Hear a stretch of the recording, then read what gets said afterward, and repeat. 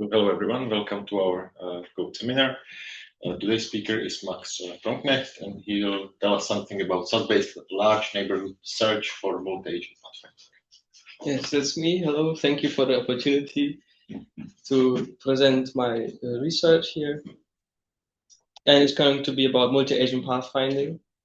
First, I'm going to talk a bit about background, because I need to fill the half 45 minutes.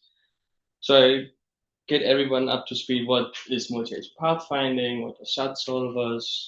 How can we solve multi-agent pathfinding with SAT solvers? Then I did something with different kinds of SAT solvers. And then my latest work is about combining SAT solvers with large neighborhood search. And I try to go quickly and then spend more time on large neighborhood search, because that's what I'm passionate about right now. Okay, so multi-agent pathfinding, or short MAPF. We get the version I'm working on is a grid map based. So we have discrete space and discrete time. We have start and goal positions for all of the agents. And in the end, we want them all to reach the goal without colliding. You can make this optimal in two different ways. Either everybody goes the fastest way to the goal, which is the sum of costs of the objective. Another objective which I focus on is the makespan objective, which is everybody should reach the goal by the time we rephrase. If everybody goes to the goal the quickest, someone arrives the latest, and everybody needs to arrive before the latest one arrives. So everybody gets a little bit more wiggle room, except the slowest one or the one with the longest path. This has all kinds of applications in warehouses, robotics. We can also translate this to other problems and maybe even solve movement of other robots with it, just so it's justified research. For the SAT solvers, we usually formulate a conjunctive normal form. For this, we need variables. These variables are formulated in something maybe akin to words, where we put more variables into one clause, and then each clause needs to be true. But inside each clause, only one element needs to be true. And then we can combine the clauses to a formula. So all of them, each single clause needs to be true. That's how we put our constraints on the problem. And then all of the constraints need to be fulfilled. And then we can see, can we satisfy or can we not satisfy this formula? Then there's a case set where all the clauses are the same length. For my application, every clause, like there's different lengths of clauses. Not all of them have the same length. And if we have a satisfying assignment for our variables, we can read it out. And if it's not satisfiable, we know there's no solution to this, and we can be sure there's no solution. So how do we get variables from multi-agent pathfinding? The very first idea is a bit dim now, but this is a 3x3 grid, and we have a variable for every position. So for one agent, every position gets a variable at every time step. And then we know, is the agent there? It's true. Or is it not there? It's false. But it's a lot of variables. So I didn't do this, but my supervisor, Pavel Surinek, came up with this multi-decision diagram approach, where we just care about the positions that lay on the path to the goal. So we don't need to consider all the different start positions. We're not actually starting yet. And just as well, we don't need to consider any positions that do not lay on the path to the goal, because it doesn't get us to the goal. So we don't need variables for it. And we can have a much smaller set of variables, which is nice, because less variables we need to, it's always good. So, and then we need to add the constraints to the variables. So how can we move? We want to allow some up, down, left, right movements and also weighting. Then every agent should be at least at one position during every time step. We don't want any agents disappearing. At the same time, we don't want them cloning themselves, so they cannot be at most at one position. Oh. And then we don't want them to collide. And there's different ways to do this. So the eager way to encode this would be to go through all possible collisions and write them all down immediately and put them into the conjunctive normal form. But there's a lot of collisions we need to consider. So the lazy way is we just say we don't care about collisions. We find a solution. In the solution, we check for collisions, and the one collisions we find, if there are any, we add them, and then we solve again. And then we look, is there new collisions, and so on, until there are no more collisions. And in practice, this translates to much, much less collision constraints that we need to put in. Because we usually find, like in the worst case, we add all possible, but we rarely ever get there, and usually we only use a fraction of the collision constraints. So this is a continuing theme, is how do we get the conjunctive normal form to be as small as possible? Because there's we don't only need to solve it, but we also need to write it down for the solver, and it's time consuming. And with multi-agent pathfinding on larger maps, you get to the 10th of millions of variables and clauses, even more. And so reducing large chunks of it is essential. So how do we actually solve multi-agent pathfinding? So we find the minimum makespan, which is the longest, shortest path of all the agents. Then we create these multi-decision diagrams for all the agents with this minimum makespan. So everybody has the same path length. Then we can create, with the constraints, the CNF. The CNF we can then feed to the SAT solver. And if it finds a solution, we're happy. And if it doesn't, we need to increase the makespan. So everybody gets one more time step, and then we iterate until we find a solution. And the search of the SAT solver can be guided. Like sometimes they start randomly, sometimes they start with nothing in mind.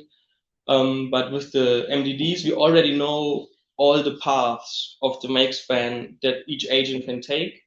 And we can maybe initialize like a somewhat feasible solver. These are the two different solvers I compared. The classical CDCL solver chooses a variable then to flip or like to change it. Then we propagate what would this change do to our whole formula.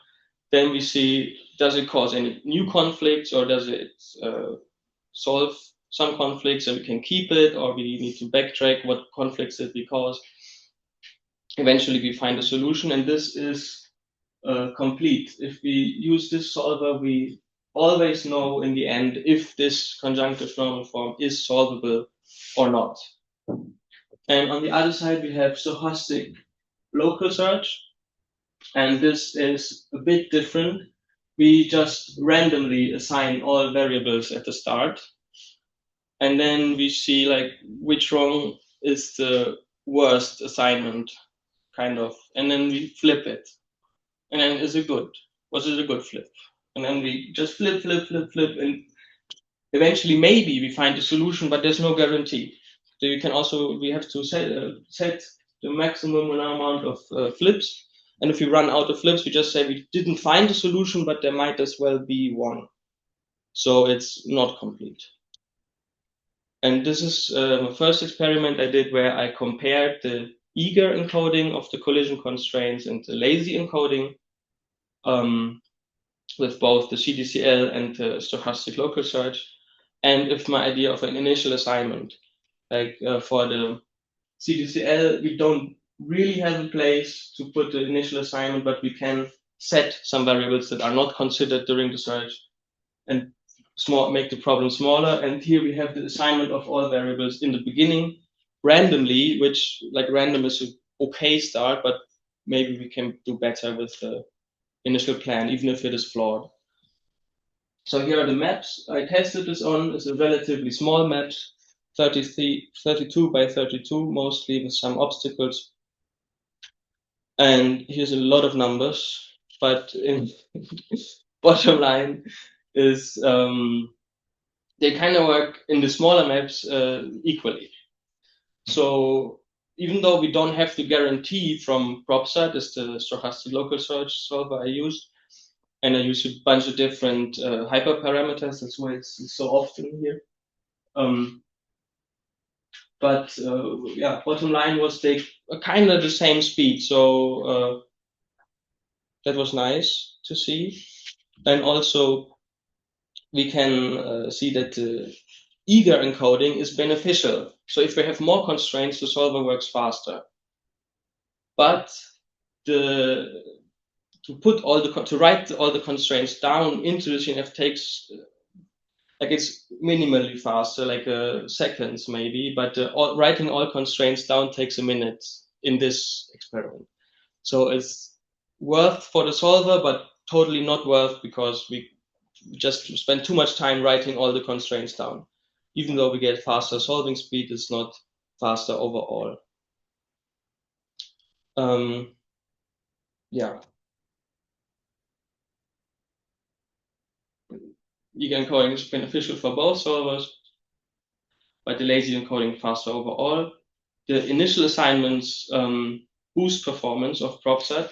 So this is also something we could read in the numbers if we wanted to, that it's actually faster to do an initial assignment, even if it is wrong, because then most of the variables are assigned, most of them are correct. Maybe we need to change path of single agents or to resolve some conflicts, but most of the flips don't need to be done because they were already in place. And then we can update from if we do the lazy encoding and we find conflicts, we need to add the constraints for those conflicts to the formula. And then is the question, do we also update the initial assignment or not? It was like a minor question, and this was beneficial for PropSat, but not beneficial for glucose. So glucose benefited if we always start from the same thing, and then it can do its decisions. But if we update after every adding of constraints, it's a little bit slower. It's still beneficial compared to no assignment overall, but keeping the same assignment constant is beneficial for glucose. So next thing I did was, okay, agents can collide, but what I didn't think of, they can also swap positions. So it doesn't need to be at the same position at the same time to be a conflict, but they can also just move through each other if they assume the position of the other one in the next time step. So, but how do we deal with this? And there's different ways. We can just treat edges as additional positions and create variables for every edge and add clauses so that they are linked. So if we add one position, in the next position, we need an edge variable and link it to both positions. So it's a lot more variables and a lot more clauses. And I did this, and it turns out it's not the best because it's more variables, more clauses. Alternatives is we can also prevent an edge conflict by just a constraint that involves the vertices. So we just need a little bit more larger clause. I did this later. I'll talk about it. And another approach would be safety zones, where we omit part of the solution space, but we say, okay, if I add one position and I move a step, then I still occupy my last position. And then nobody could ever swap positions.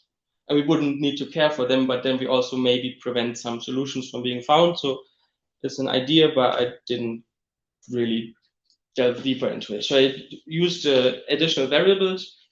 We need to add linking clauses. And for an edge conflict, we can then make nice small edge conflict clauses.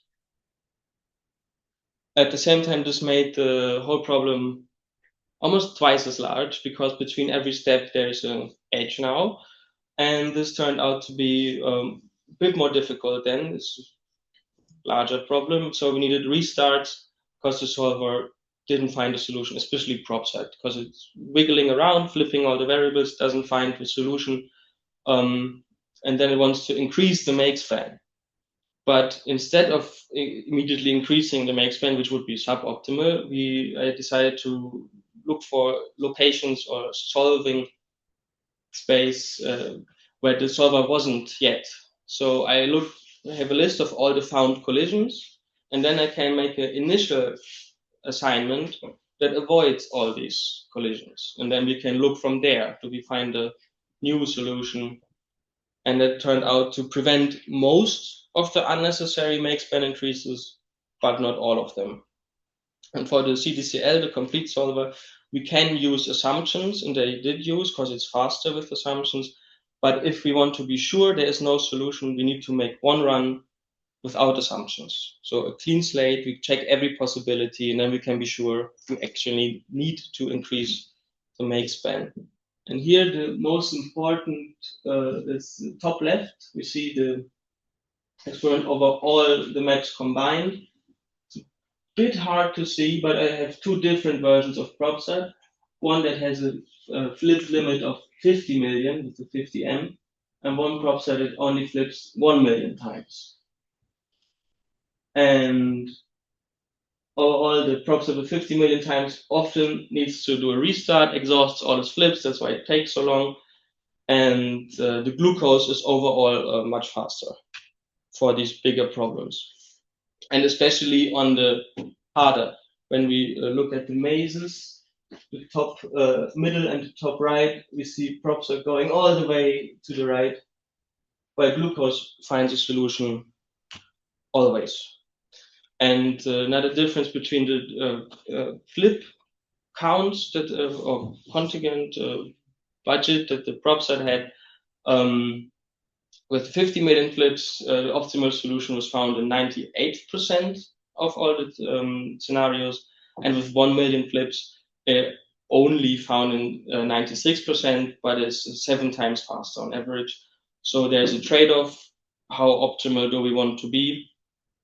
Or we just use glucose because it seems to be the safer choice. And yes, then what I mentioned already, that the edge variables and clauses increase the construction time because they bloat the CNF somewhat. And that's not good for performance. So in the next approach, I decided to do it with the different constraints that do not use edge variables, but just use the vertex variables. So the initial assignments were very helpful for PropSat. In the very first experiment, in the second experiment, PropSat kind of never found a solution if we didn't provide an initial assignment. So if we want to use PropSat, guiding it is very, very beneficial. And we need to do the restarts to check and prevent the unnecessary makespan increases if we want to stay optimal. And yeah.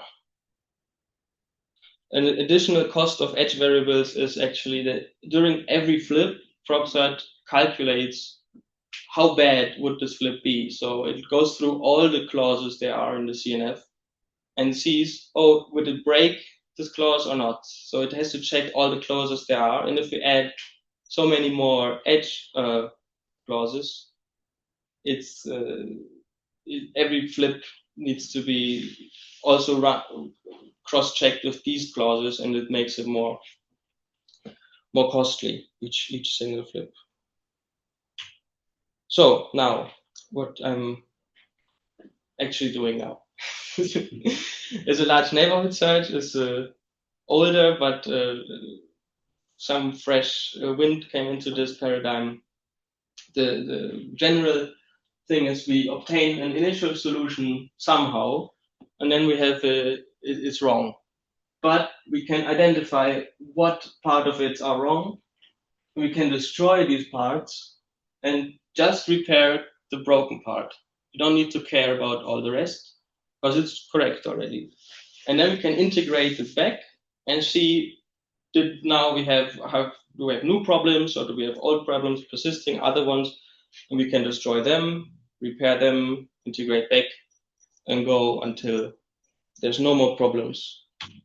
So concrete for multi-agent pathfinding, we do for the initial solution just single agent pathfinding.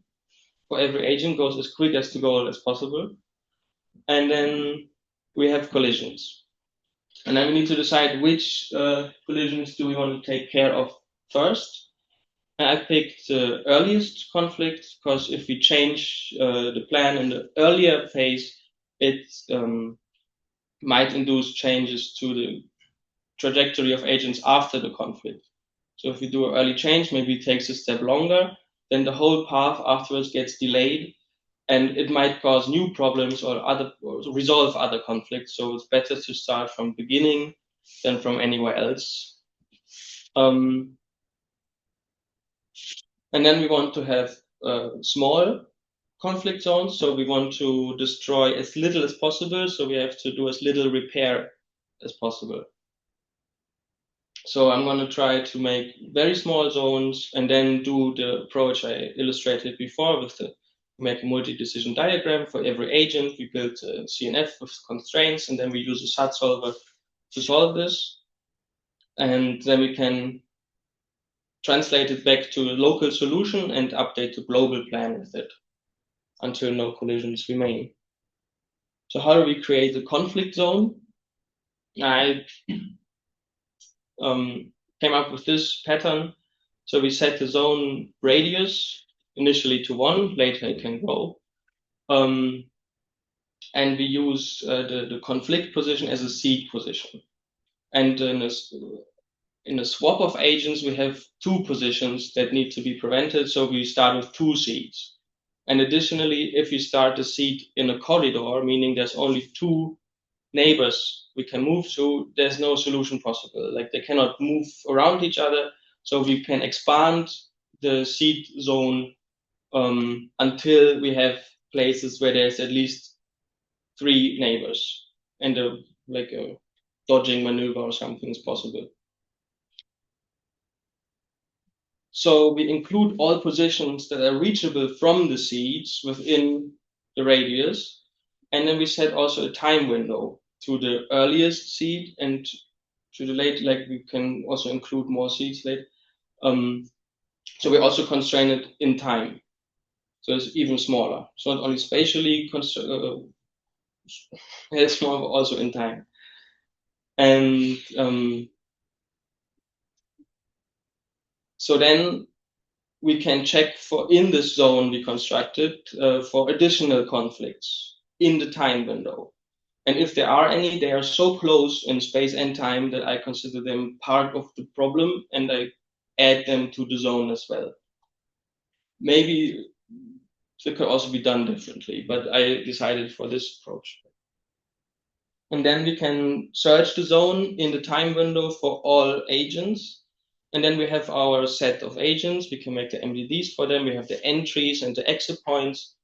And if an agent leaves the zone and comes back into the zone, it was a problem I didn't consider at first, we can treat them as different agents. We just need to be careful if we reintegrate the zone solution that we patch it correctly.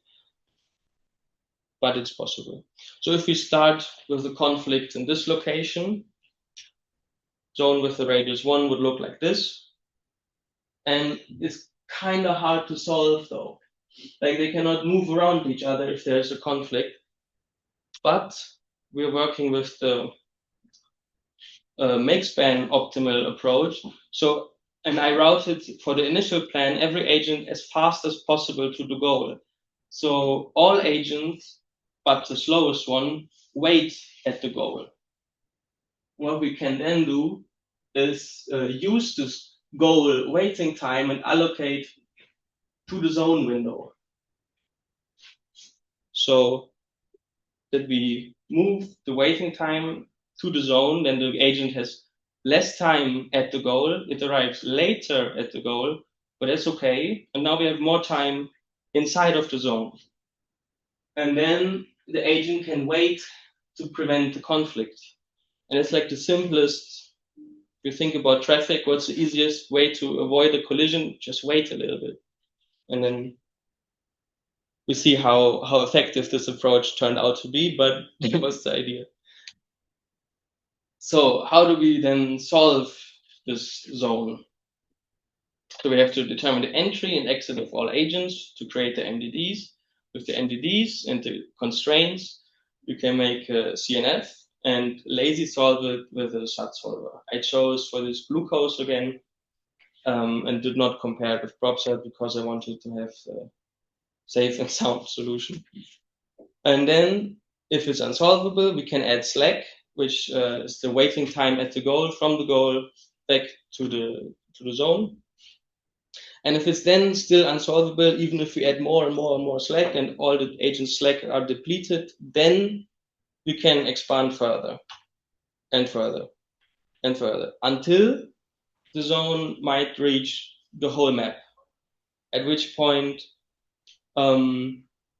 it's a normal MDD-SAT instance. It's like the basic approach. We just take the whole map, create an MDD for everyone, and this way we can be sure that we have a complete solution.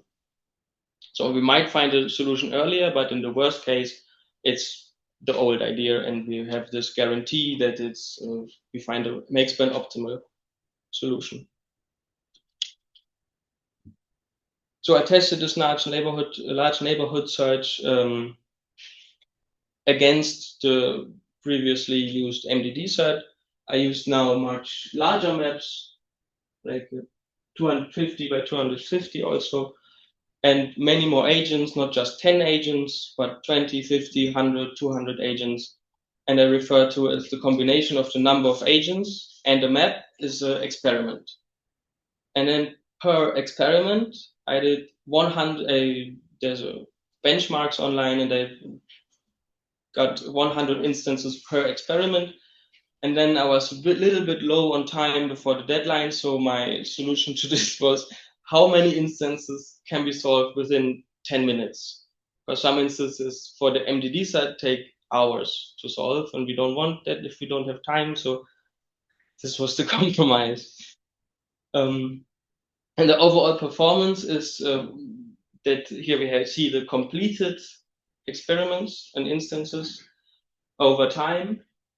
And we see that the large neighborhood search approach solves many, many more than the old approach. If you look at the single maps, we can see that on the room maps, the top ones are kind of hard. So if we go back and look at them, the room maps are these. They have maze-like, very confined, small transitions here, which prove to be difficult. While the warehouses or the cities have more open space, or the empty maps have no obstacles at all, and they work much better. But so there's differences between LNS and MDD. And the crucial one is that LNS also manages to solve problems on the larger maps, because the MDD-SAT always needs to consider the whole map, while LNS-SAT only needs to consider the whole map if we fail with the zones, and the zone actually grows to be the size of the whole map. So what we can kind of say is that the map size is less relevant, and now it's about agent density. So smaller maps are no problem at all, but more agents make it more complicated. And larger maps with less agents are also no problem at all anymore with the large neighborhood search. And then a little bit about the zones themselves. I constructed some statistics. So per solving attempt of an experiment, so a map with a set of agents, across all of those that were successful, we have per solving attempt approximately 25 zones, but there's a large standard deviation. So I think the median was like 6 zones. So usually we have not so many zones and not so many problems, but it's also on the larger maps, which were also part of the testing. There are, with lower densities, like with 10 agents, 20 agents on a Berlin map, there aren't many problems to begin with. And the zone size were also relatively small, with like 6, 7 positions included per zone on average. And then we see different zone sizes for different agent counts. And we see that with more agents, we get bigger zones. And then we get more zones with more agents, which makes sense. And the zones become smaller because the higher agent counts did not work out on the smaller maps. So this is a skewed statistics where we only include the larger maps for the higher agent counts because they were successful. And then we can see, oh, it's only small problems, then we can solve them. And another interesting thing was the slack allocation, the moving of the waiting time from the goal to a zone effective. And we can see that 50% of the created zones were solved immediately, first try, no problem.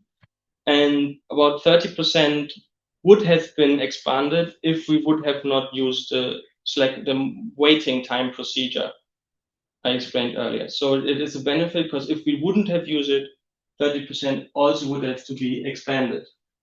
And of the rest of the zones that were expanded, half of them could be, after some expansion, could also be solved by with the slack allocation, and the other half was solved immediately after the expansion. So after this, I will maybe try to find a hybrid of the stochastic local search and CDCL, because the stochastic local, the PropSat algorithm was faster on smaller, easier maps. And I thought I want to do bigger, more complicated maps, so I will use the CDCL because it's safe.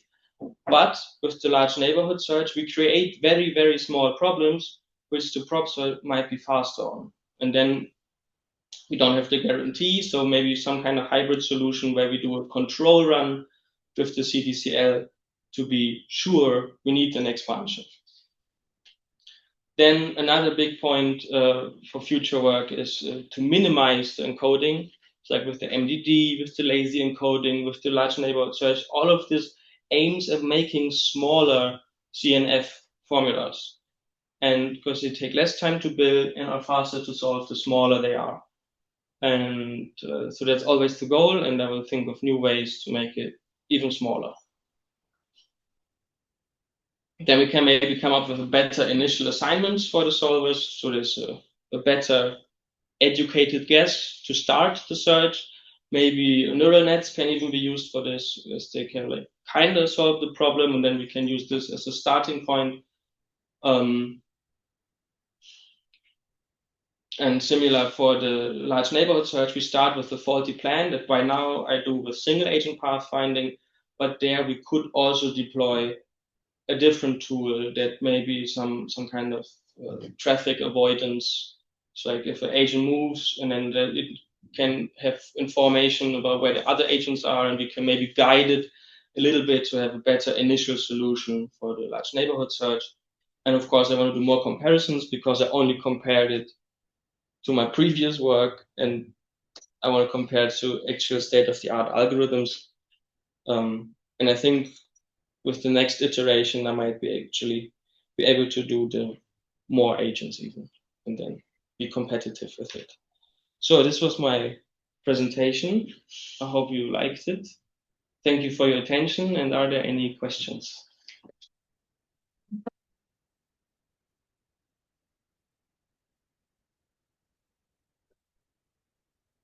Can you go back one slide? So I'm not very familiar with SAT solving, but to me, at least, it seems completely counterintuitive that the more constraints you have, the longer it takes to solve. Solving is quicker itself. So if you have it written down and you put the SAT solver on the problem. But the writing down that takes time. Yeah. You would write it down manually? Yeah. You cannot do this automatically? Well, it has to be generated. Yeah. It's a file and it's in the it has its size. Okay. Okay, so this is the, okay. I need to kind of go through all the constraints, make a clause for every constraint. I can do this parallel, but still there are limits. Okay. So it's not like a column generation, for example. This happens automatically, bam, bam, okay. So, no, it's not problem. Okay. Yeah. Yes. So wondering, is there like, so for example, for SAT, it is known that like the hardest instances tend to be like 4 times closest than it's the number of variables. So is there something similar for multi-agent pathfinding? Like, for example, I can imagine that if there are like too many agents, then you can quickly say that there is no solution. If there is like few agents, there is like, it's easy for them to navigate. So is there maybe some ratio in for which like the size of the grid divided by the number of agents is like the hardest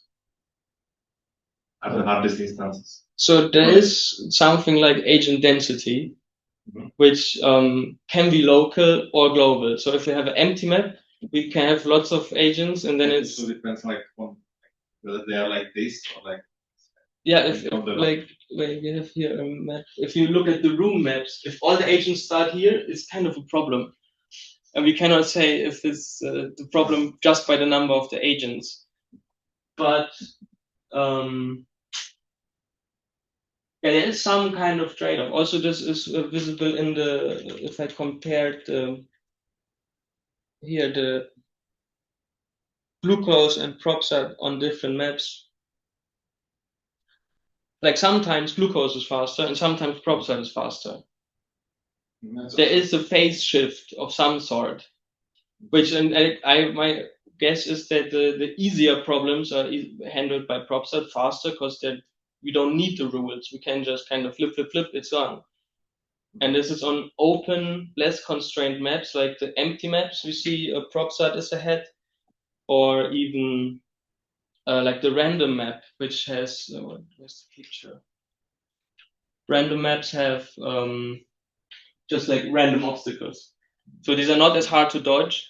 And it's like the same amount of blocked pixels as in the room map, but it's so much easier. So it's hard to find a number, but there is easy and harder problems, but it's probably some kind of phase shift. So maybe a follow-up question. So the placements of the agents, like the starting and endpoints, were kind of random or some more structure? They're just from benchmark OpenAI, MovingAI, sorry. MovingAI, and they have random starts, but they also have scenarios where every agent has approximately the same length of a path. So and I mixed it a bit to have everything.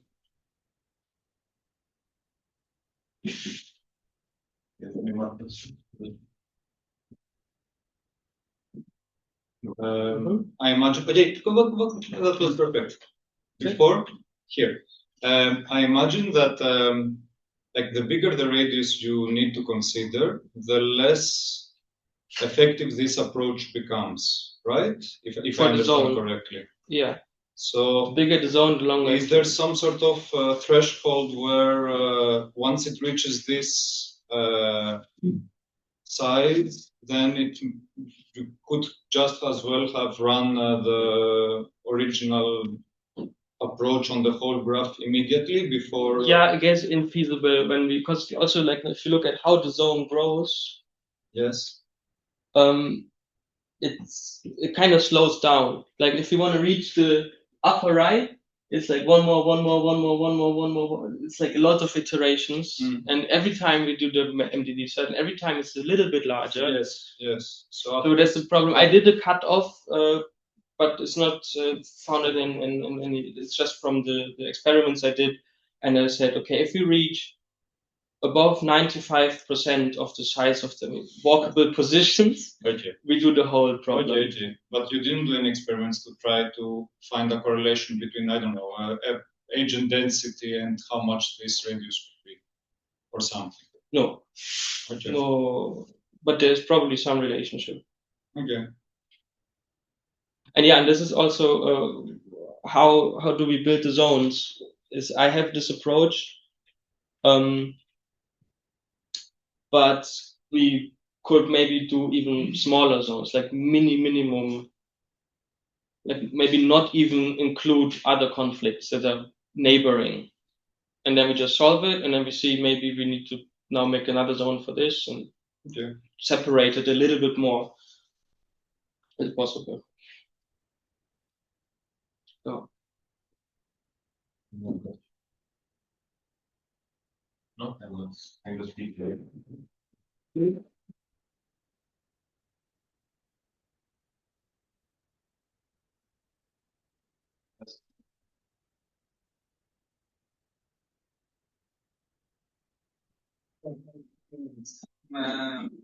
Nice. Also, like I have to present this again in the conference about in 2 weeks. It was good test.